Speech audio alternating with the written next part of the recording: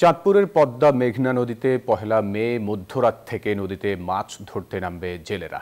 তাই দিন রাত এক করে জাল নৌকা মেরামতের কাজে নেমেছেন তারা।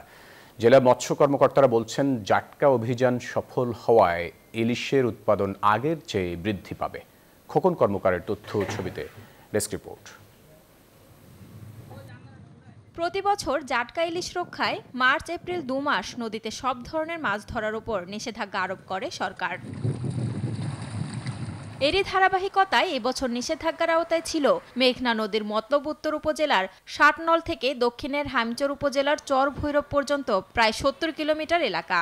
মাছ ধরা বন্ধ থাকায় চাঁদপুর সদর, হ্যামচর, মতলব দক্ষিণ ও মতলব উত্তর উপজেলার কর্মহীন হয়ে পড়ে হাজারো জেলে। দীর্ঘ 2 মাস নিষেধাজ্ঞা শেষে পহেলা মে রাত 12টার পর থেকে নদীতে মাছ ধরতে পারবে জেলেরা। এতে খুশি তারা। আল্লাহ বাঁচাইলে অভিযানের পরে গাঙ্গলাম ইলিশ মাছ ধরুম এই দিয়ে আসে। এবারকার অভিযান খুব সুন্দর মতো হয়েছে আর ফৌজঘাটও খুব সুন্দর মতো ডিউটি করছে। আমরা জেলেরা 2 মাসে আমরা নদীতে নামি নাই এবং এর মাঝে দিয়ে মনে করেন রোজা গেছে, ঈদ গেছে, আমাদের খুব কষ্টই গেছে।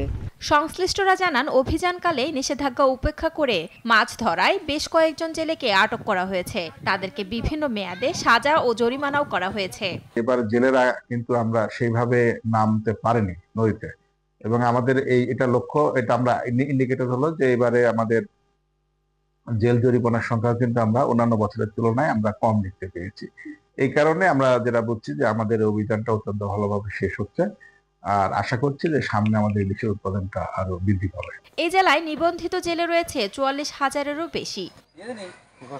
শান্তা ইসলাম, ডেস্ক রিপোর্ট, নিউজ 24। বান্ডেল থাকলে প্রতি সেনমানিতে টাকা বাঁচবে। বিকাশ সেনমানি বান্ডেল কিনে জিতুন প্রতি লেনদেনে।